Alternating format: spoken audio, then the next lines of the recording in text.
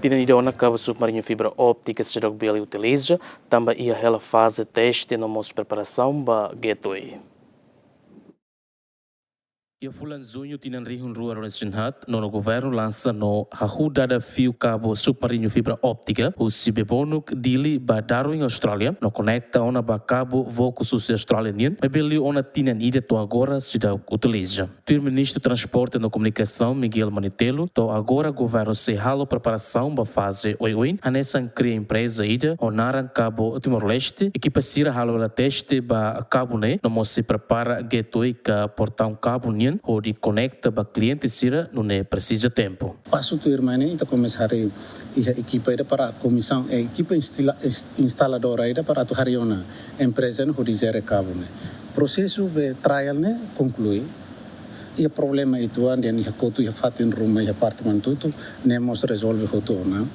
E amimos hare ela para atu hare gateway ida iha bebono CLS né.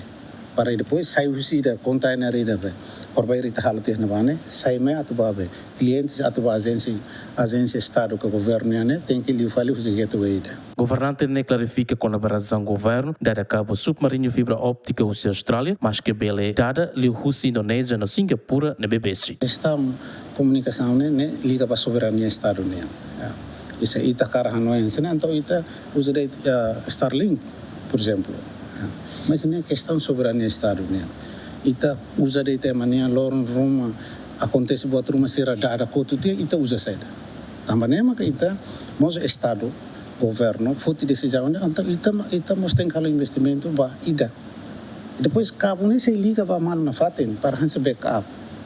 Ida itu yang kotu karek lorong rumah problema ida seluk mai. O sira ni problema itu yang backup. Ini tamu na negócio business tamanema kita hari fila fale empresa ida para tu halal business ne.